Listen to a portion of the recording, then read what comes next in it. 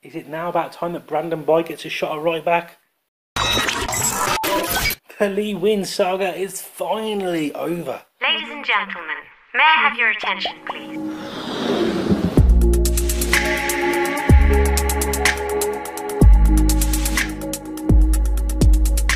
LE Revs UK. All things revolution from a UK perspective. Yes, this is still a podcast. Sorry for the hiatus. I've just been really busy at the moment. Just to kind of keep you guys in the loop, if you don't follow me over on social media, I did put a tweet out the other day just letting people know that going forward this podcast will be now changed from a Friday to every Thursday. That's purely because I actually do upload the podcast to YouTube, and I do have a brand new series out there which actually now comes out on a Friday. So obviously to avoid anything clashing on that one, the podcast will be moving to a Thursday going forward. So hopefully that's all good with everyone, because that's the way it's going to be going from now on. But yeah, I'm back. We've obviously got quite a little bit of catching up to do. So kind of in today's episode, what we're going through is obviously the Lee Nguyen saga. It's over, guys, finally. We'll be kind of looking back over the match against Montreal Impact, as well as looking forward to the game against Toronto. But let's kind of crack straight into things as well. We're going to be looking at obviously the news coming out of the Rev camp as well. Let's just crack into the Lee Nguyen saga now. Obviously, thank you to the guys over at MLS UK, the MLS UK show, for having me on their show the other day. I kind of talked in depth about the kind of my thoughts on the Lee Nguyen saga. So if you are listening to this on YouTube, the links to that podcast will be in the description down below. Make sure you go and listen to that if you like all things MLS. It's not just Revolution based, it is kind of a whole overlook of the MLS as a whole, especially from a British perspective. This is all things New England Revolution from UK perspective. That is all things MLS from UK perspective, as some may say. But yes, Lee Nguyen has moved now from the Revolution to LAFC. Do I think the situation was handled well? Well, there's parts of me that say yes, parts of me that say no. I think as an overall kind of answer, no. I don't think that situation as a whole was dealt with by any party particularly well. But I did like Brad Friedel's stance on the whole situation. Now, take this from a point of view of you being somebody, I don't know, like Diego, for example. You've come in from day one, you've put the effort in during training, you've played well during pre-season, and then Lee Nguyen swans in, puts his boots on, and, arguably the best player last season, just gets into the starting 11 in front of you. That's going to be really demoralising. So I was very pleased to see Brad, pretty much one of the first things he actually said from the off was, I don't care what your name is on the back of your shirt, I don't care what you've done previously for the club, you've got to impress him from day one. And not turning up to pre-season training camp for 3 weeks, it's obviously not going to go down well. So I was pleased to see Brad, keep to his word and not start Lee Nguyen. There was a divide in the community at some point saying, he's still a quality player, which he is still a quality player. And, if we've got him, you've got to start playing him. But then it's going to have, a knock-on effect in the dressing room. Yes, as well as reports coming out of the Revolutions that people were still getting on with him. I don't know. I don't know how true any of that was. And from my point of view, I think from that aspect, I think Brad handled it really well. The fact that he didn't start playing him. But then, the whole kind of silence and not kind of skirting around the issue sometimes, it just seemed a little bit childish. In respect to how Lee kind of handled the whole situation himself, he didn't really talk about it that much, which I did, kind of liked that. He wasn't kind of moaning, well, from what I've seen, reports I've seen. At the end of the day, he kind of said last season that he wanted to trade, and he's still put in a stellar performance last year for us. So my thoughts were that if we did need to use Lee at any point throughout the season, I'd still think he would have given 100% for the club. But we're not going to get to see that now. Now, the whole situation of, does this leave a gap within the Revolution's roster? For me, there is a kind of part of me that wants to say yes. Not kind of overall, we've been performing pretty well without him at the moment. But, what happens if, touch wood, this won't happen, if Pena gets injured and, Diego picks up a red card, he's suspended for 2-3 games. Yes, we've got Nemeth now who's, starting to put in some good performances, getting some minutes on the pitch. We have got potentially a Walaga. We have got Pan and Rowe. We have got certain players. Casido possibly could play up there. We've got an academy player that could possibly slip into there in Wong. Don't know how you pronounce his name. So there is options there, but for me, it's a long old season sometimes. You've got cup games as well. Having a player of Lee Nguyen's calibre available to kind of, put into the squad, I think is more beneficial than not. And the fact that we've left it so late, as the Revolution seems to do all the time, that we couldn't then go out and spend that money, is a slight concern. So I can't really make a judgment on it at the moment, because when the transfer window does reopen again, if we were to go and spend that money and get a really good, creative player in that gap, then that's kind of, good enough for me. But I am kind of thinking that we won't. I don't think we're going to spend that money. That's my honest thought on that one. But the saga as a whole, though, is over. And overall, I think Revolution fans have got to be pretty happy with the amount of money we've got. I think it's a decent amount of money. We've now just got to see how Brad will spend that, and if he will spend it wisely. Will he be allowed to spend it all at all? Who knows? So there's a lot of questions to be answered still on that point. Right, okay, so now looking into the games. These ones are going to be quite bite-sized now, because I don't know how much you guys like me rambling. I started doing them nearly an hour long, and then I've cut them down to like half an hour now. I'm trying to get shorter and shorter. I don't know if you guys like them shorter or if you like them to be longer. I'm not too sure. Does size really matter, boys and girls? I don't know. So if you could let me know any feedback at all on the podcast, would be greatly appreciated, because I'm completely new to this. I've never done it before, but it seems to be going quite well. So let's have a quick look. I kind of think we touched on the Sporting Kansas game, did we? Till Bunbury scored. I swear, I probably should have listened back to the last podcast before that one. But anyway, we're talking about Montreal anyway. Montreal obviously played New England. We played obviously away from home in this game. And yeah, 4-2. Kind of not kind of what we was expecting. I was kind of thinking, we've done pretty well against them. We've already beaten 4-0 at the start of the season. Yes, and obviously, there's different circumstances in that game. They got a red card within inside the first 15 minutes. But since then, they have struggled to beat us. I think it was back in 2016 was the last time they actually beat us then. But obviously, we've got, looking back over history, we had quite an even record against them.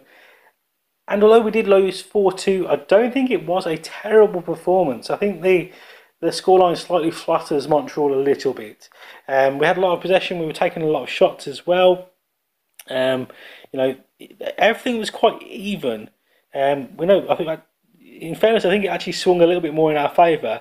I think they had slightly more better pass accuracy than we did.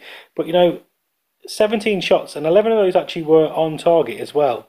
And I believe there was only one of them that was blocked. So we was putting them under a lot of pressure. Testament to them, their defence stood firm in a lot of aspects, and their goalkeeper has had a solid performance from their point of view. It's nice to kind of see the fact that that we did pull 2 back, because we was 4-0 down at one point. So to obviously grab 2 back was kind of good, and it was great to see Zahibo getting on the score sheet as well, grabbing a brace in the match, because for me at the moment he's been, I'd probably say, it's tough between him and Pinilla, but for me, I think Zahibo has been my player of the season so far. I think he does a lot of things off the ball as well that maybe some people don't notice as much. Pinilla, obviously, definitely on the ball, is just so fun to watch, and he's just dangerous every time he picks up the ball. Something's going to happen, and you kind of buzz inside you. Whereas Zahibo, sometimes it is just a sideways pass. It is just a ball, the players out of trouble sometimes, but it's not all kind of limelights and bells and whistles and all that kind of good stuff. But it's still really, really fundamental, football play, and he just everything he seems to do, he does it well. And I think he's just grown so much into the role, and the fact that he got a brace in this match just kind of topped off, for me, since he joined Revolution, just how well he has progressed and how much he kind of understands his role and what he's going to do for the club.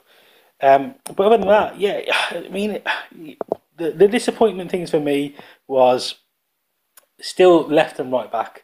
Somi, I do like Somi. I think he's a little bit too attack-minded sometimes. Obviously, you don't know kind of what Brad's telling them. So obviously we can't always just hold the player responsible, but it just looks sometimes for me that his judgment isn't the best. It's like sometimes I thought, oh, it's kind of clicked now. He's not going forward as much. And then other times I'm like, no, he's still not getting it. He's still too far forward, and they're going to counter us. Farrell on the right, I don't know. It's really hit and miss with him. Sometimes I can watch him and think, they're both actually in a way very similar. They're both, sometimes I can watch them and watch them for short spells and think, oh, this is pretty impressive. And then they'll just go and do something, and I'm thinking, no, they haven't got it still. So I mean, we haven't really seen much of Tyranny. We've not really seen that much of Brandon Byer. I mean, I like every time he comes on, he does excite me. So, is it an option just to try him? I don't want to see Rowe playing at left back. Why was that a thing again? I didn't like it last season. I don't. It's not. It's great that he can play there if we need to as the last, option kind of there. But at the end of the day, we've got Tyranny. Yes, he's not the fastest, but I think we should. I do think it's about time that Brad possibly, especially after the 4-2 defeat. Now you've got to think, okay, we've lost one now. Do we have a little reshuffle? Do we have a little rethink? Do we try Tyranny and Buy? It's got to be worth a shot. I think Annie Barbar still deserves his spot. Delamario is on the bench. Do we try? I don't think this is the option, but do we push Annie Barbar out to right back maybe and try him there? I don't think it's the right answer, but it could be an option. And we've got another quality centre back that it's fair we've not really seen much of this season. But it is an option there, so I'm not too sure. Overall, though, it wasn't. I don't think the scoreline kind of. If you were to look at the scoreline and didn't watch the match, I think you'd think that Revolution got beaten too easily. But I don't think that was the case. Yes, they were very clinical, and it kind of did pinpoint a few defensive frailties in what we've got. But it's kind of things. I'm kind of actually glad in a way, because it's kind of things that and not just myself, the Revolution recap and the guys over on 6 States 1 Pod, we've been saying for a while now, we are going to get caught eventually. There's only so much time that there's so much tape out there now that people are going to be, they're going to know what Revolution is about, and this, we have been caught now, so it will be interesting to kind of, the game against Toronto, see what Brad does. What is the plan B now? What is the other options we've got there? We've got a good amount of players now. We've got decent depth in certain positions. What is that plan B now? What do we revert to? Do we change formation? Do we possibly not start off? Do we completely abandon the high press for the start of the game and then start it maybe at half time or just before half time? Because that would probably shock teams. That they know we're going to press. But how about we don't press? First 20 minutes, don't press the team. Sit back.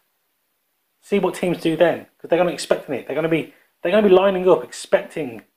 Their whole game mentality and preparation is going to be the Revolution going to press from minute one. Maybe we don't. Who knows? I'm not the boss. But yes, obviously looking forward to Toronto. Actually, while we're kind of just talking about the game, obviously against Montreal Impact, I'm going to quickly just go through and obviously talk player rating wise, and we're also going to just mention Agudelo picked up an injury. It's not looking too good. I've still not seen many reports coming out of the Revolution camp stating how long he's going to be out for, or technically what he's out for. So yeah, really obviously not looking good. He seems to be performing quite well, but he could be out for a while. But saying that, we've got an MF. I think he was he played all right. I think he started quite bright, and then I don't know.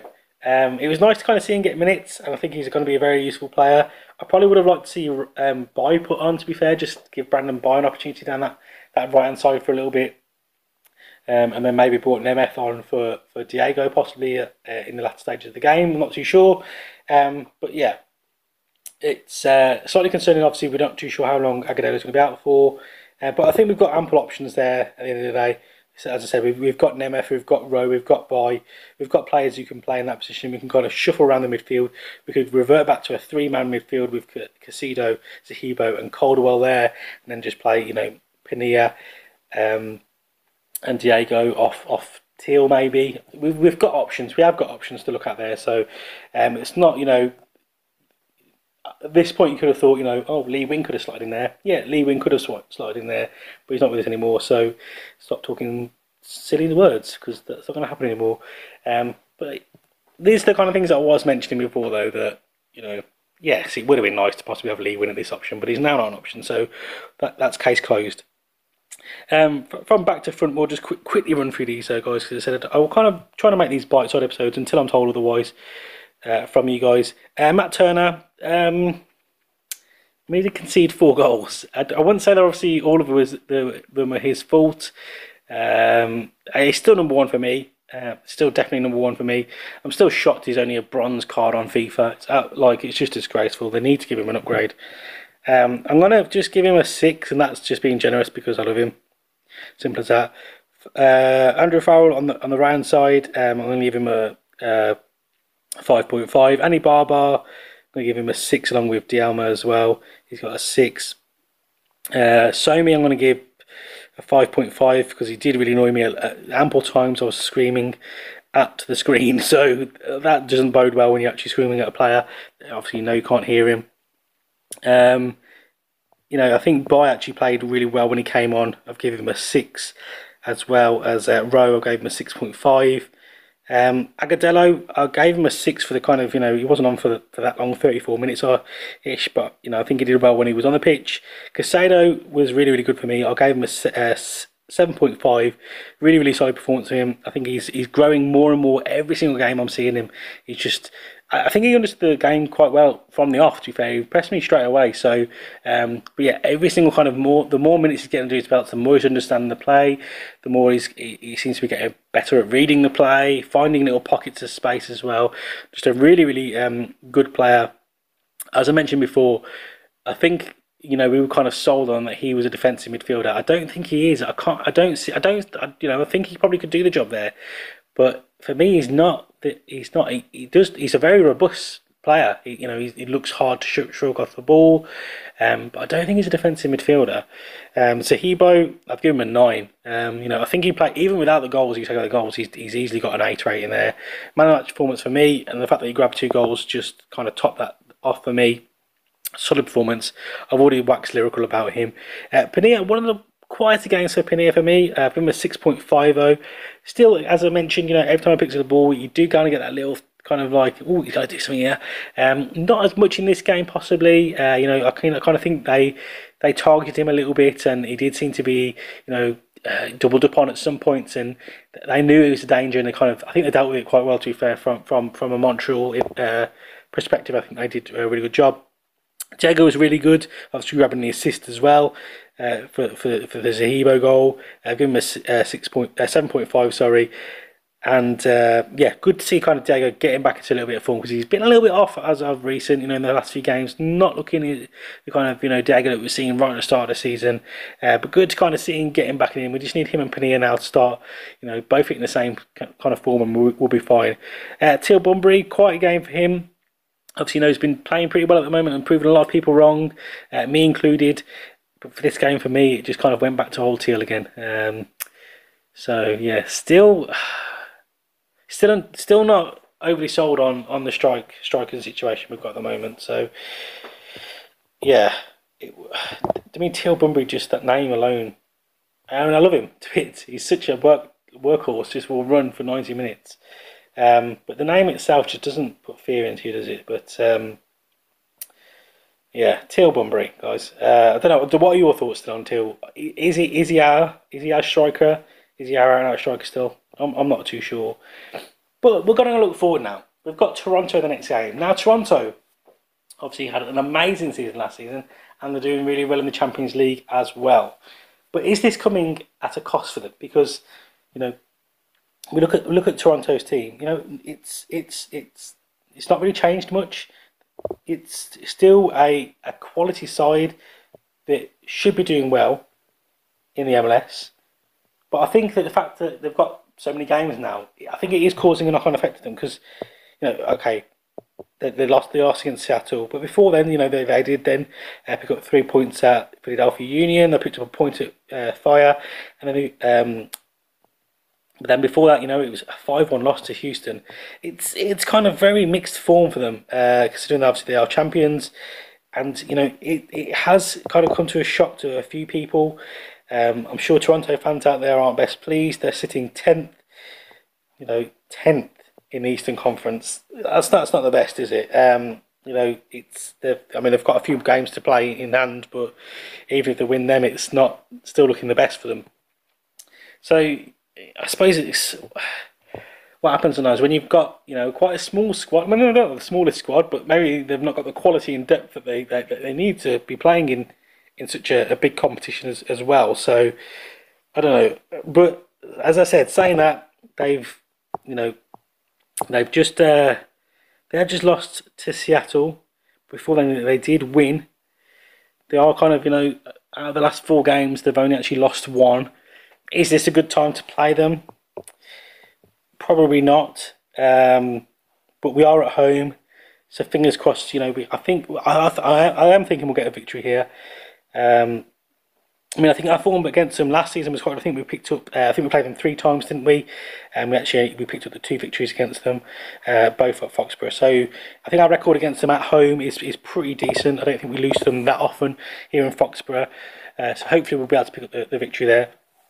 And one good thing, obviously, just kind of going off on a tangent here, but the one good thing that I'm sure all Revolution fans already know, but if you don't, it's a little bit of information for you here. That Lee Nguyen will not be returning to Foxborough this season, as obviously LA Galaxy. No, that's wrong. Sorry, LAFC fans. LAFC will not be coming to Foxborough for the remainder of the season, so we will not be seeing Lee Nguyen until next season. Now, back at Foxborough. But yeah, Toronto. I'm predicting. Yeah, we're going to go for a victory here. I'm going to go for a victory. I'm actually going to go for a clean sheet. I think Turner now, he's had a little bit of an upset. I think there'll be a little bit of a reshuffle, and I'm going to go for a clean sheet. I'm going to go for a 2-0 Revolution victory here. Goals from Zahibo and Diego. There we go. Zahibo and Diego with the goals for us there. And the lineup. Well, obviously, Diego and Zahibo with the team. Let me have a. I think I'm going to get Turner in goal. Left back Tierney. Defensive partnership, we're going Annie Barbar and Claude. Right back, Brandon Boy. In midfield, we're then going to go Zahibo. In front of him, I'm going to have Caldwell and Casido. And then where do we go from here? It's kind of pushing Diego out to the right, which I suppose we can do. I don't know. It's such a tough call because he has been playing well in behind the striker.